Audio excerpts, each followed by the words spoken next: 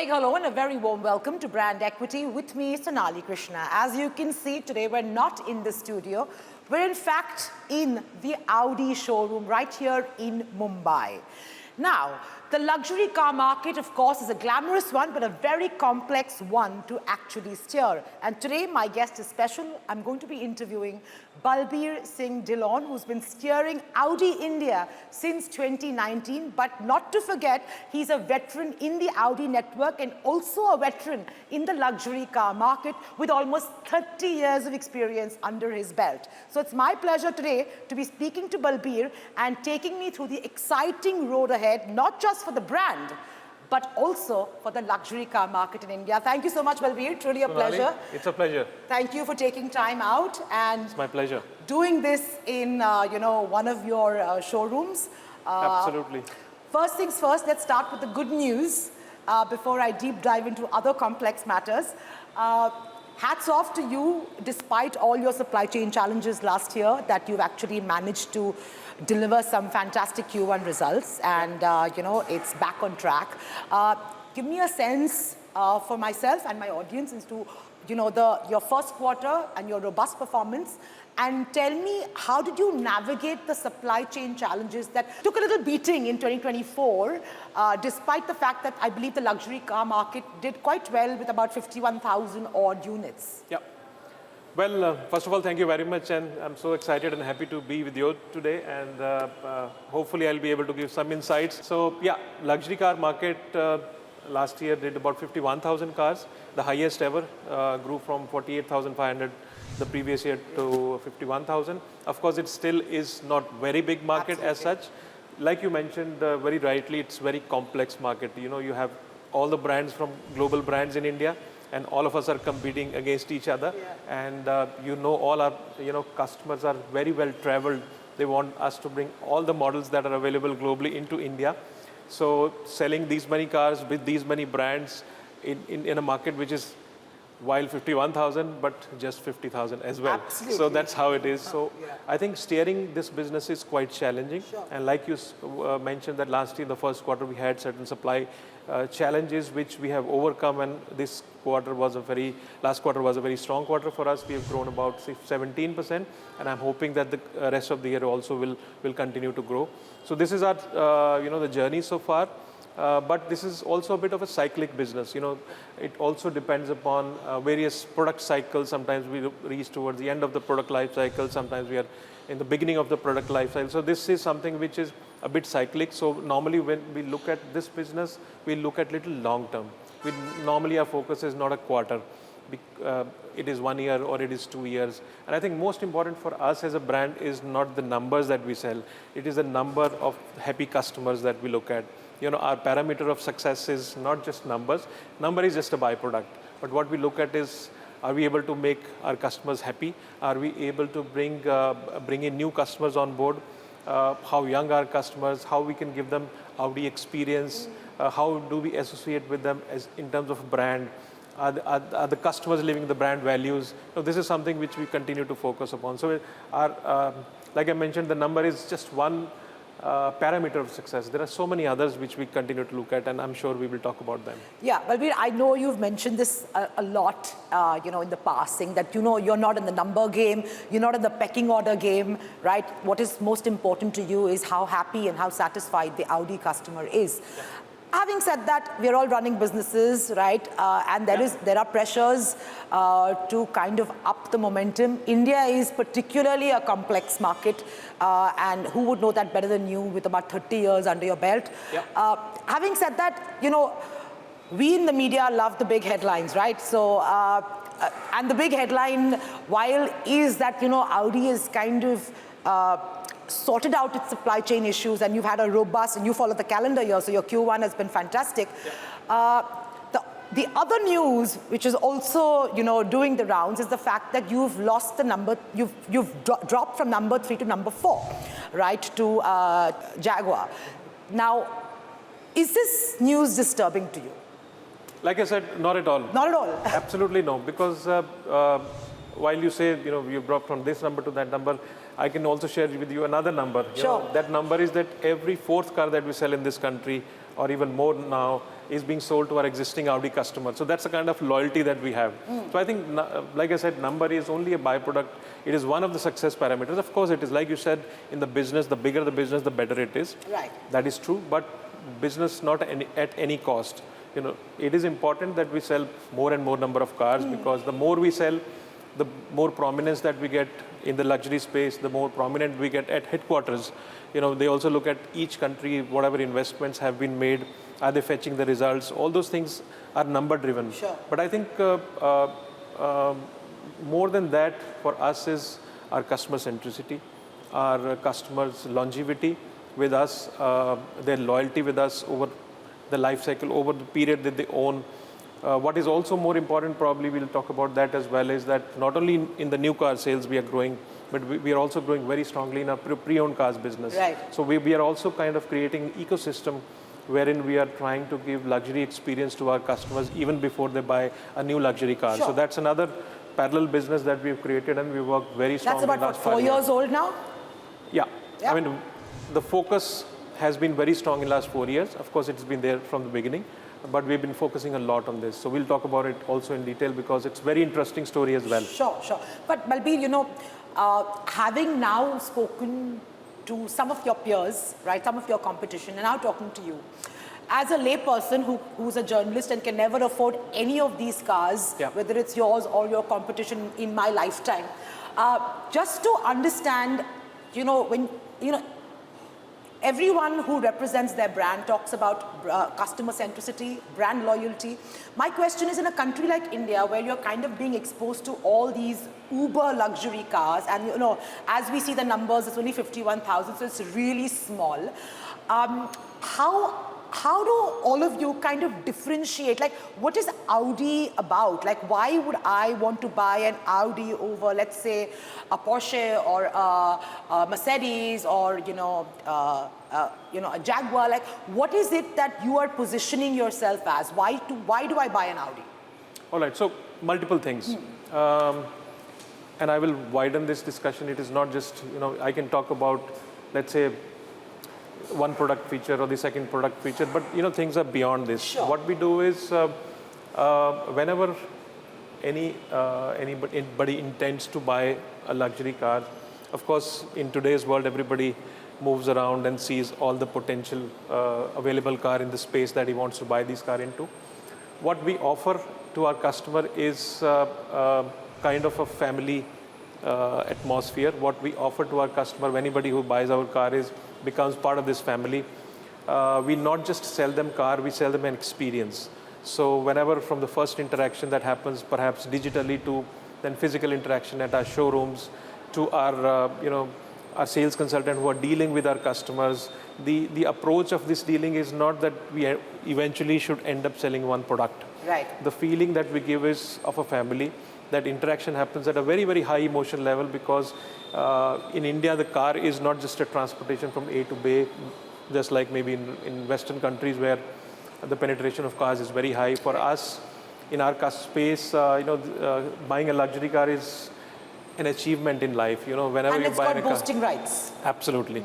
So, there is a lot of emotion involved. So from there, starting that emotion, sitting along with customer, and some of our high-end customers, they define their own car, they design their own car, and we bring those cars made for them specifically. Right. So all that emotion starts from day one. Of course, drivability of the car,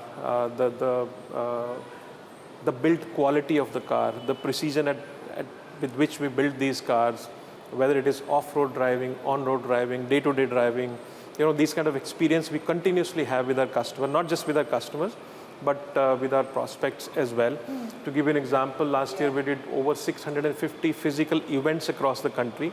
Okay. And even if you say there were 25 customers who attended these events, you can multiply, these many customers or prospective buyer went through those events. So even before buying the cars, customers are experiencing these cars. What are these events? These events are as good as, let's say, ice driving events where we take our customer for ice drive. Could be on the off-road events. There are also events that we do at our dealerships, which could be an event where we showcase our new products that are coming by. Could be an event where we are taking these customers on a test track for driving the car. So there are multiple layers of event. Basically, you identify your H&I clients, potential H&I clients, and have these curated, bespoke kind of events for them.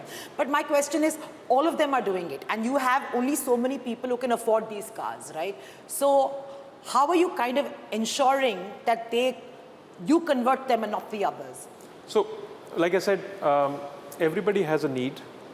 They want to buy a luxury car, and eventually they choose amongst, let's say, 10 available luxury brands. Correct. So, emotional experience that we try to give to our customers, then the quality of the cars that we are offering to our customers, ease of ownership for running the car, what is the cost of running the car over a period of time, what is the kind of interiors and exterior the customer is looking at. So all of this we explain to our customer properly, give them those experience, and eventually they make their own choices. Okay. Some customers are liking A kind of a car, some customers are liking B kind of a car. So eventually it is their own family decision. Our job is to give them the best information that we have of our products and of our offerings, which is beyond products. Sure. And eventually it is their decision to buy whatever our customer is meant to buy. Candid question to you, and I want a candid response, Balbir. Hopefully you warmed up a bit. Yeah. How difficult is it for you to convert? To convert in the sense, because let's say you're selling about 5,000 odd units, 5 to 6,000 odd units, depending on the year. Approximately 6,000 that we sold last year. Last year, right? So, I mean, how difficult is it to kind of make a conversion, given the fact that the pool is so small and there is intense competition, so there's a lot of cannibalization. How difficult is it? It is, let me give you a bigger perspective, because I've also worked outside India. Yeah. What happens is, mostly in outside India, you tend to see a lot of potential buyers tend to come to the showrooms to buy the cars. Right. In India, it is a little bit different. Most of the time, our dependency is not purely upon people who are coming to us to buy the cars or who are calling to us to buy the car, but it is outbound. You know, there is a lot of work that happens to generate the leads, cold calling continuously. Even a luxury player does cold calling? It happens. We do a lot of events along with similar luxury brands. So we do the events together. We are able to find out, let's say, the potential buyers of a different, let's say, luxury jewelry. Correct. And we do an association, do an event, common event in our showroom. They bring in their customers, we bring in our customers. So a lot of commonality wherever the brands are common. That's how something which we call cold calling. It is not purely just pick up phone and call, because that's not how we deal with. It is our customers are exclusive. So we try to find these kind of common associations wherever possible. And then, let's say today, the buying doesn't happen in one day. Right. It takes about let's say 15 days, sometimes in a best case scenario to 2 months time, in a scenario where customers are taking time. So during time, there is a lot of constant engagement that happens. Yeah. And we also generate a lot of business through referrals. Our existing customers give us a lot of referrals. So not only that, like I was saying, that every fourth car that we are selling to our existing customers, that means we still 3/4 of the cars are going not to our customers. So a lot of cars are sold through referrals from our existing customers. And all our sales team that is working across the country also bring in more referrals, because they constantly are in touch with leasing companies or other corporate sales. That also is one part of our business, where we continuously are also engaged with various corporates. We do a lot of event at their places. So, you know, this is where we expose the cars, golf tournament that we do. So we also not only let me give you an example. Let's say if we are calling one of our customers for a golf tournament, we already ask him to bring in a friend of his who may or may not be an Audi customer. So you're kind of giving an Audi experience like this. So it's subtle. It is not in the face, but that's how we try to create the brand. And eventually, once he decides to call, he will remember, oh, I played golf that day. Let me call them up. Let me call my friend. So my friend maybe will call the sales consultant he was in touch with. And that's how this association happens. So I think it is beyond just straight call, beyond dumping any material online. And also, I think digital is also playing a big role now. Really? Because you know that not just, I'm not talking that we are doing digital advertisement, but you see, the moment there is a need that has got generated at a home to buy a car, the very first thing that we do is pick up a phone and start seeing what is available in my price bracket, and then you start rolling and seeing what all cars are available and the potential pick a phone and call or send a message. So a lot of this is also happening. That also brings in a lot of inquiry level. Then we try to filter them and see who are the serious customers. Then eventually our idea is to give them test drive, because I think butts on the seats is very important. Sure. Once we give that physical experience to our potential buyers, then the decision becomes far more stronger. Sure. I took a look at the sales, the unit sales over the years, and what kind of stuck out, like a sore thumb, was like in 2014, 2015, Audi was hitting 10,000, 11,000 units, right? And there has been a slow, steady kind of regression in those unit sales. What do you think is the reason? Specifically Audi? So, and then, of course, the macro picture. All right. So, we, to be honest, in 2012, 13, those years, Audi was the first brand to touch 10,000 cars in the luxury space. So we were growing extremely fast. At some point in time, like I said, it's a cyclic business. So, it goes up, and once the product's life cycle moves towards the end of product life cycle, the things sometimes in terms of volumes do not remain same as they are. Right. And then in between, you also remember pandemic time, so the sales plummeted for everybody. Yes. But we also took a very bold decision in 2020, 1st April, when we moved from diesel plus petrol technology to petrol and electric cars technology. Right. At that point in time, the diesel sale was almost like 70%. I see. So that was a time when we had taken that stand that going forward we want to become eventually a fully electric car company, because that was our vision globally, that we move towards electrification. And by 2033, 2034, that those were the years when we are planning to be a fully electric car company. So if you had to move in that direction, right, you have to pick and choose, because if you continue to offer multiple technologies and the volumes are not very high, it is difficult, because the overall market is not very, very big. So we chose the path that day. We knew that part of the industry we will not represent. So even today, 35% approximately industry is the diesel industry, which we are not catering to, you can say. So we are playing in only 65% of the industry. Right. So those are some of the, let's say technical things which do sometimes do not give us the same numbers, but that's the path that we've chosen by design, not by default. And that's what we are living now. And that's the path globally you're taking. See, this is not a strategy that is broadly global. Electrification, yes, global. Yes. But this moving out of diesel, only petrol, was a local strategy for India, because there are still many countries where diesel is still very prominent. So it's mostly a choice that we made for India. But of course, when we talk of electric, that is a global strategy that we are also following. But what was the rationale behind the strategy? Because if you're only going to be operating in 65% of the market, and 35% of the market is still operating, in diesel, why do you think that was a strategy good for the India market? So if you see from 2020, when we decided this, that time this diesel market was 70%. So it has already come down to 35, and that's the trend. So you have to be seeing the trend. How is it going forward? Because, like I said, in this small industry of about 50,000, multiple players, then how many technologies you want to offer, and then we have multiple products that you're offering these technologies into. So the multiplier becomes very complex. So it is difficult for, let's say, us to have 30 or 40 models being sold in such reasonable volumes. Correct. So you have to pick and choose your battles, and that's what we chose. And we knew that diesel over a period of time will come down, and it is coming down. So it's already halved. And once, let's say, it becomes 20%, it is kind of non-sustainable. Right. Then you need to focus where the volume is. So we kind of took that stand, and I'm happy because we've moved in that direction which we chose. Right. It was not easy, because that decision is very difficult. At that time, we were exiting 70%. Today, it is 35, so that's how it is. But our customers have held with us, not that we've not lost any sale, because there are still some customers who would prefer to be diesel, and we respect that. We're not playing that game. Sure. And that's what it is. But I think broadly, it has played well. And once we have reached this stage where more or less the industry is moving into petrol strategy and electric, of course, and that's the play going forward.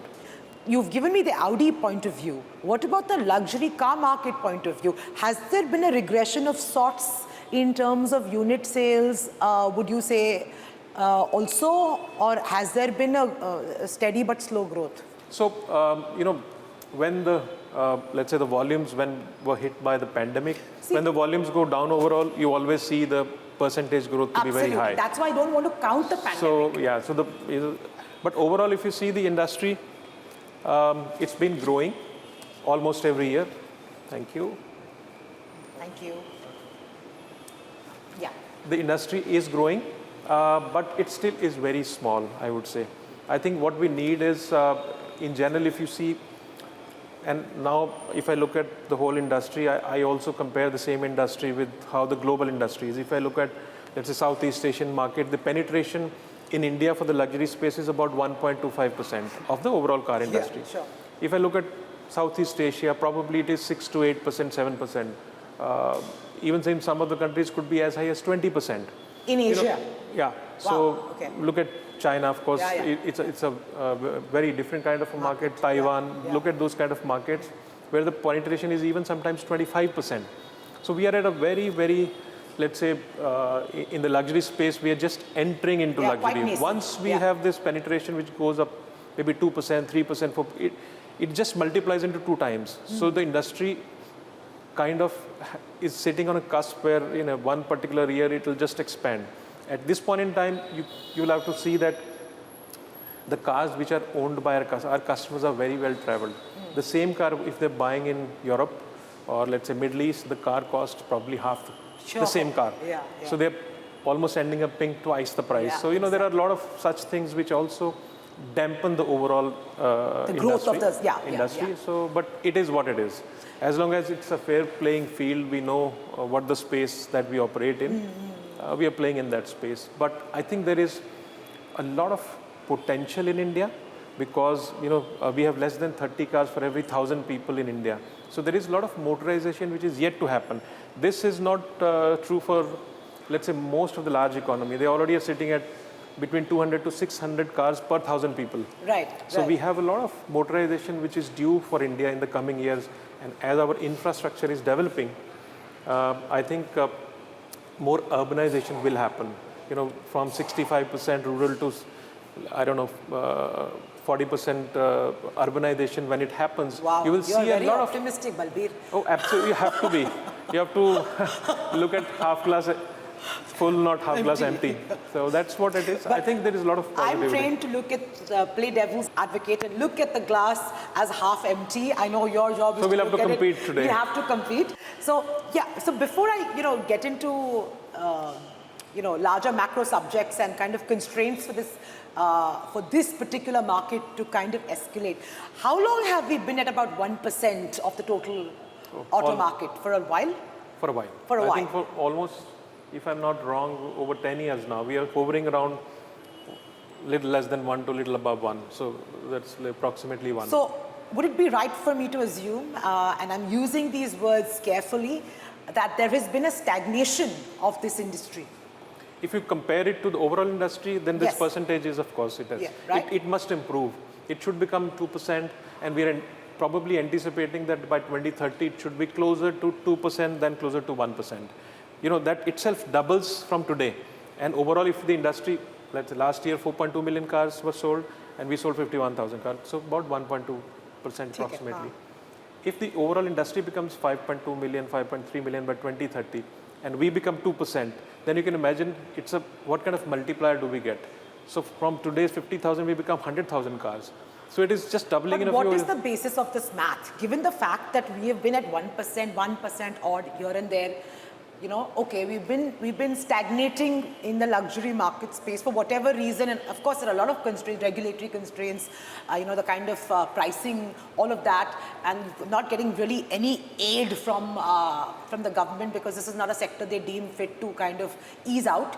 My point is, with all your constraints and the kind of stagnation we've seen in this luxury car market, the projection to hit, let's say, even 2% by 2030, forget 5, even 2%. What is the rationale in the math? Is it just sheer optimism? No. So let me give you a few examples. We as a country are growing.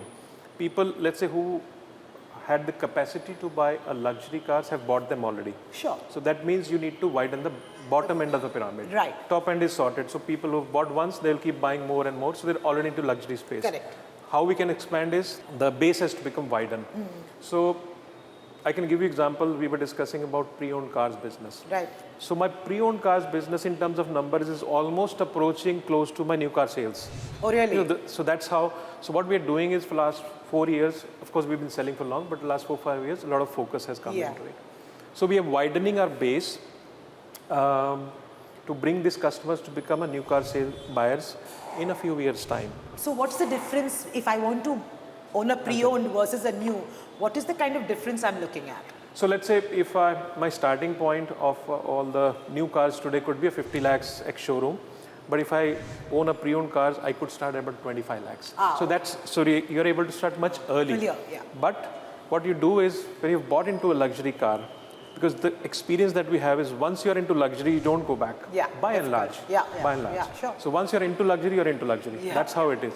So if you bought a pre-owned cars for 25 or 30 or 40, because various cars we have, then eventually one day you'll buy a new car. So we are creating also base for these customers to buy luxury cars. Number one. Number two, almost 42% of the cars that we sell are being sold to customers whose age is less than 40.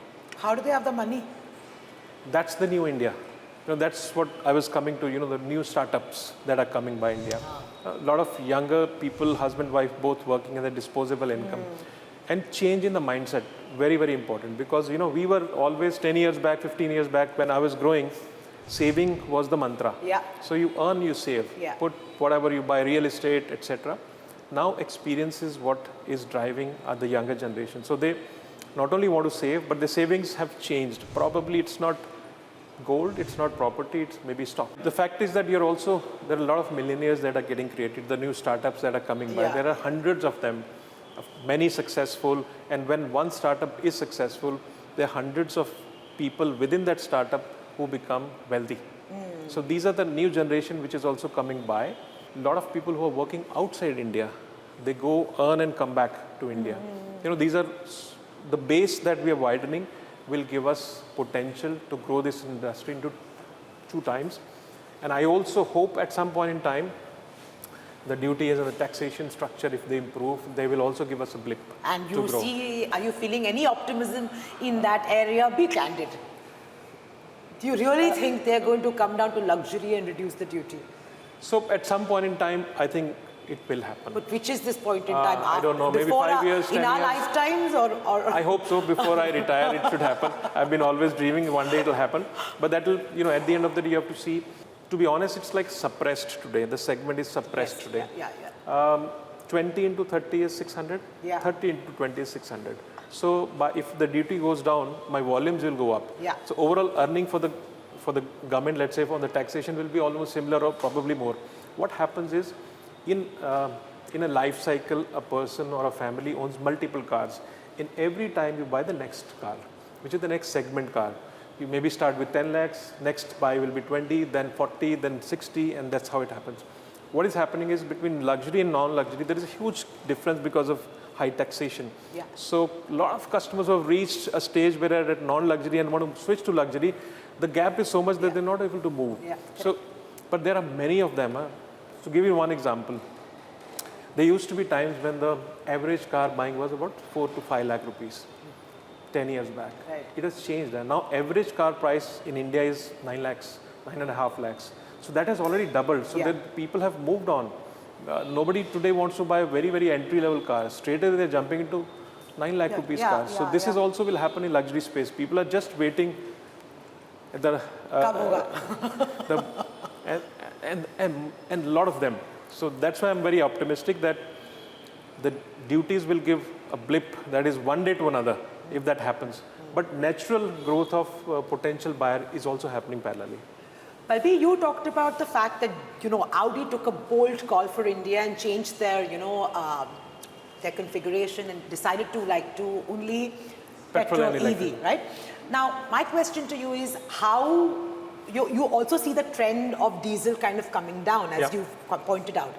What is the future trend you see in India, not the world, because we are so different? Do you really see the EV kind of shoot up, or is this an aspirational dream because of the lack of infrastructure, just the Indian consumer having, battery anxiety?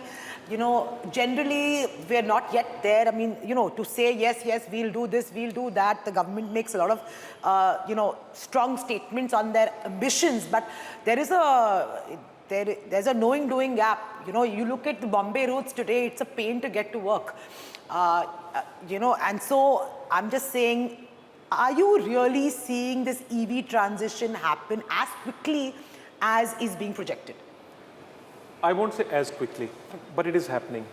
I'll tell you, any new technologies that comes by, generally, forget about automotive, anything. There is resistance. There is always a resistance. Agreed. You have the first buyers who will always buy. Agreed. And then you have the fence sitters. Correct. That's the most difficult time when you have to cross the fence sitters. So I think as an industry, now if I only talk about the luxury space, of course, our penetration is not to that extent yet, but approximately we've reached about 6% in the luxury space. 6% of the total. Of the total in the luxury space, it's already there. Maybe by 2030, we are able to reach about 20%. That is what 25%, that is what my estimate. It was a little higher earlier. Let me also admit that we thought it will be much faster, but it is not to that extent, maybe 20-25%. You're right, infrastructure is one of the challenges because most of our customers, now we have some experience. It's been 3 years that we've been selling electric cars, so we have real life customer experience. Sure. Most of our customers are driving these cars in the city. They're uncomfortable taking them out of the city. Right. So the charging infrastructure is not more required in the cities, but in intercity travel. I see. And not just any charging infrastructure, high-speed chargers. So we don't need that you're standing at the charging point in 2 hours. No, you need a quick charging, 15 minutes, 20 minutes, take it up from 20% to 80% and move on. Right. So 150 kilowatts, 200 kilowatts, high-speed chargers is what is the real requirement intercity. And as far as within the city is concerned, customers are very comfortable because nowadays with a one full charge, you can run a car 500, 600 kilometers. So that's not the run in a particular day. Mumbai traffic is fine, but if you consume 100 kilometers, not travel, but consume 100 kilometer battery, you still in the evening go back home. You don't even need to charge every day. Yeah. So that's very, very comfortable. So this is one apprehension which our customers have real life. I think the second apprehension that our customers have is kind of a resale values of the cars because these cars will come into the market for the very first time. What is the kind of resale value? What will happen to my battery after 5 years? These are the kind of open questions customers have in their mind. Yeah. So they are evolving, they are seeing now what kind of comfort they have.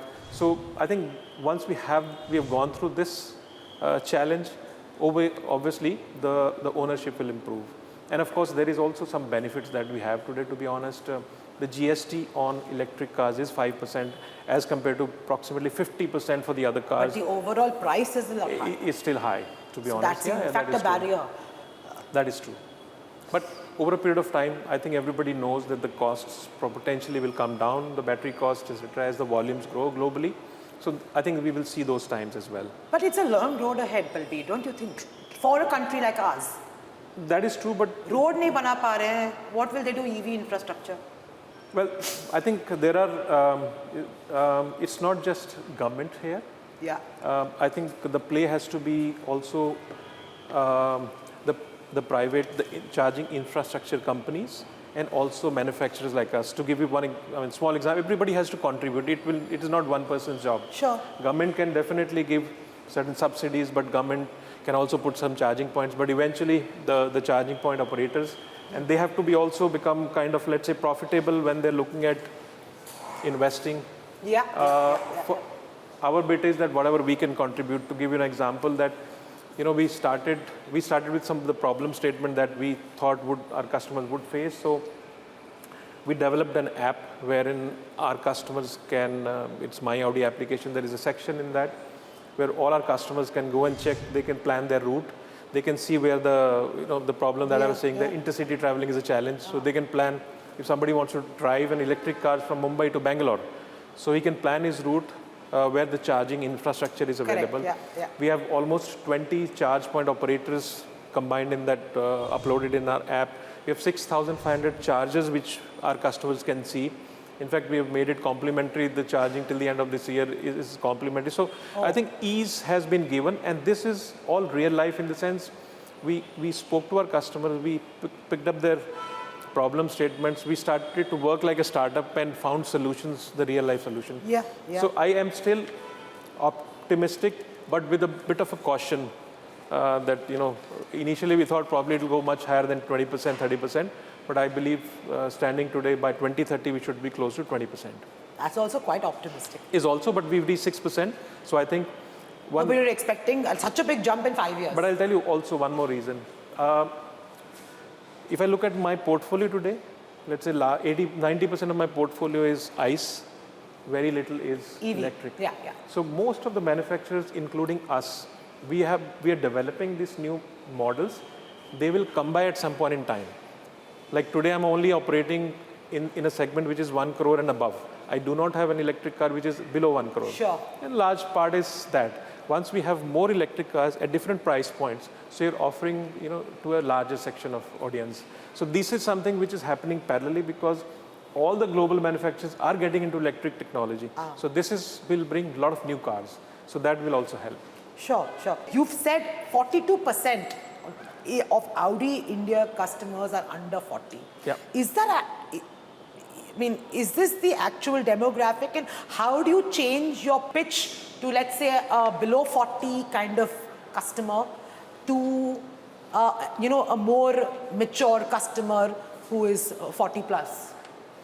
Well, I would say there is no separate pitch. Our customers are very evolved and highly educated in cars already. So when a customer reaches out to us, by that time, a large, let's say, discussion he would have had in the family and a lot of research done.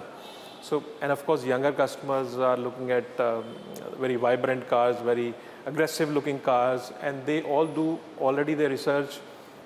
They go to online, they probably look at some YouTube videos where the comparisons of various cars are done. So they come to us where they've already reached a point that at least for sure they know which model they want to buy. It is not they're just walking in saying what all cars that you have to offer. Okay. So they're coming in educated. They already come in knowing that this is the car that I want to buy. Got it. Now within that car, tell me what are the features. Do you have two variants? I want to buy an upper variant, lower variant. So this is the kind of discussion that happens eventually, and touch and feel of the car, feel the smell of the leather, drive the car and see what features it offers, and then eventually decide what to buy. So I think the customer is highly evolved. Apart from, let's say, the top metros of India, what is the kind of response you are seeing from tier 1, tier 2 cities? I believe they're aspirational as well, and there is money in those pockets as well. Are you seeing conversions there for luxury cars, and especially Audi? So, like we are available in 29 locations now, tier 1, tier 2, tier 3 cities we are covering. In fact, we are now going to tier 4 cities as well.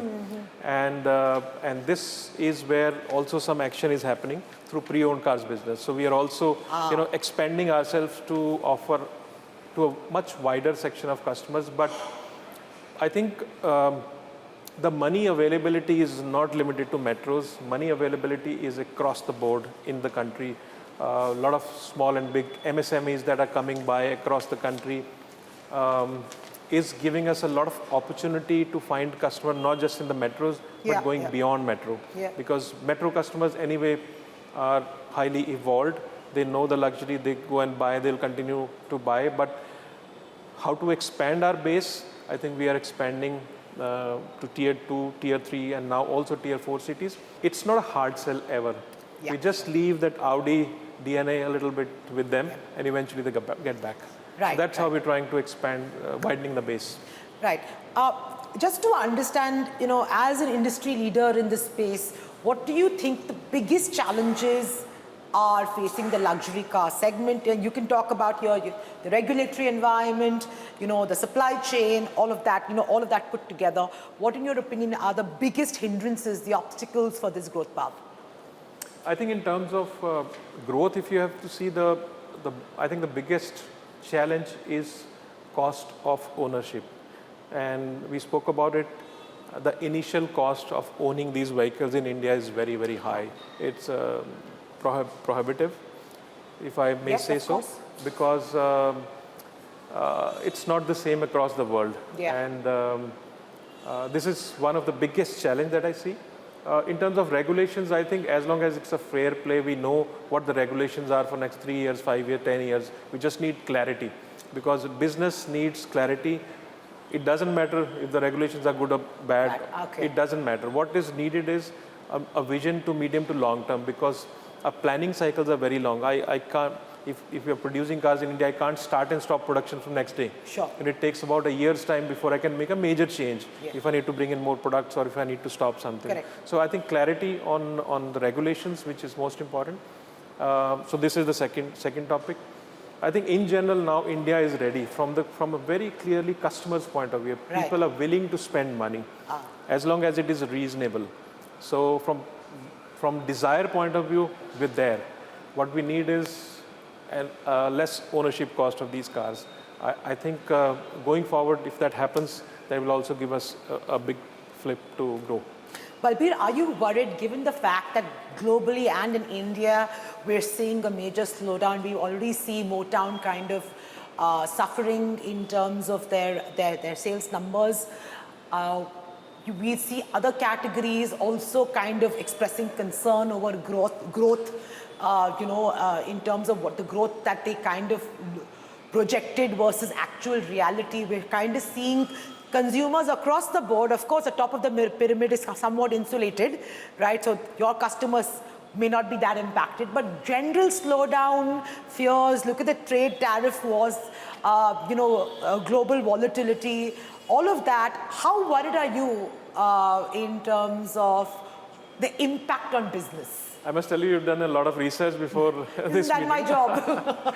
So you already know quite a bit. But yes, our business is also, when I said very emotional, it is also, sentiment driven. So if the stock markets are not doing well, then the sentiment in general is negative. Immediately you can see that reflection in our day-to-day business. So that's absolutely true. Even in that level of... Absolutely. Yeah. So, but by and large, let's say our customers are not looking at a little bit plus and minus what happens. But of course, if the overall businesses are going down, if the stock market is going down, that gives you a reflection that the businesses are not doing well, the earnings are going down. So this is like a discretionary spend. Absolutely. So that takes a little backseat. You can always postpone it by a few months. And also it is, like I said, it's also a lot of emotions. If my organization is not doing well, if my business is not doing well, what messaging I'm giving to my teams down below that I'm buying a luxury car while the business is not doing good. So, it gets that kind of a beating. And most of our customers not just own one car, they are multiple car owners. So a fresh car buying can wait a little bit. Absolutely. So it just delays the purchase decision a little bit. And this is where, this little bit of a toughness that comes. So you already see that the industry this year is kind of sluggish. And you will see now the results of last financial year will start coming in the stock market. So we will see how it goes. But since the base is not very low, it's not looking rosy at all from our lens. It does impact, to be honest. And whatever is happening today in the world in terms of tariffs, we are not isolated anymore. Anyway, we're a global brand. Our supply chains are connected to the whole world. Absolutely. So a car has thousands of components. They're coming from all across the world. So if anything happens anywhere, there is an impact. If you remember, the transportation cost, the shipment cost, post-pandemic, they went sky high. That's the Red Sea. Also the Red Sea crisis and all of that, which added to your woes of supply chain. Absolutely. So it was not just supply chain, the costs went up. Absolutely. And the rupee depreciation. So all of this is directly impacting. If the rupee depreciates, my import cost goes up. So the pricing of the cars goes up. In the last 5 years, I would imagine the car costs have gone up by 25%. Wow. That means you're also kind of vacating the entry-level space. So all this is impacting the business directly. So would you say the next 2 years for you, and the industry is looking a bit dim in terms of I would say projections? Cautiously optimistic. Cautiously optimistic, all CEOs use this word. But the reason, I'll tell you, we are not looking at a major degrowth. That's why I'm saying cautiously. I can tell you 20% growth or 10% growth maybe it happens 5%. It still is a growth, Sure. but not to that extent. So we are cautiously optimistic because of the way our business runs. We always are very cautious. How many cars should I import? Because if I import too many of cars, then it becomes a challenge. How do I push into the market? So this is why we are. That's the complexity of the business. So it's not a free run business. It is very, very closely monitored, day to day, closely monitored business, and that's why we are very, very cautious. So this word gets used little more than. So let me ask you then. Let's say broadly you finished 2024 at about 6,000. 6,000 units, right? What are you expecting to finish 2025 by? So we don't look at numbers like this. For us, we are planning quarter to quarter. In the sense, first quarter was good. We grew by 17%. Yeah. This quarter has also started well, so we are hoping that we will also continue to grow. How the third and fourth quarter looks, I don't know today. Sure. Because also the situation remains a bit difficult. Absolutely. Everything goes well. I'm looking at, let's say, growth of between 5 to 10% this year. So if you reach 5 to 10%, you've hit home. You'll be happy. Global will be happy. Happy? Never. But yes, you have to be reasonable with the external circumstances. I think that will be reasonable. Yeah. Sure. Well, before I leave you, because I've spent a lot of time understanding your business, tell me, for all my viewers, what's the exciting lineup from Audi India? New launches, price ranges, all of that, new features, before I let you go. Well, I think the most exciting car that we've launched is just a few months back. That's our top of the line, the RS Q8 Performance. This car is, I think, the beast that we've launched. I've not been able to sit in the car so far here because most of the cars that we got production is already sold out to our customers. So this is the cars which is, let's say, 3 crores and above, and you really see whatever production that you're able to get, you already are able to sell that, and each car that will come on the road will be a unique car because it is designed by all our high-end customers who are designing as per what colors they want. So they are very like exclusive customized. colors. Exclusive colors. So this is the most exciting car that we've recently launched. We are also on the cusp of launching another beautiful car, which is also a high-end sports car that we are in the process of being launched. Also, there are some more models which are being planned. I'm not at the liberty of sharing more futuristic information because... No, but just what is planned. But this is what is planned so far. Okay. So we're expecting 2 to 3 launches from the Audi stable this year. Absolutely. Some more variants that we will be launching this year. More variants, also exciting on the existing cars that we have already in India. Some special limited edition variants. But these are the 2 models that we are planning to launch. Fair enough. Well, on that note, Balbir, thank you so much. Pleasure. It's been a pleasure, very enlightening. Thank you for being candid. It is my pleasure. Thank you.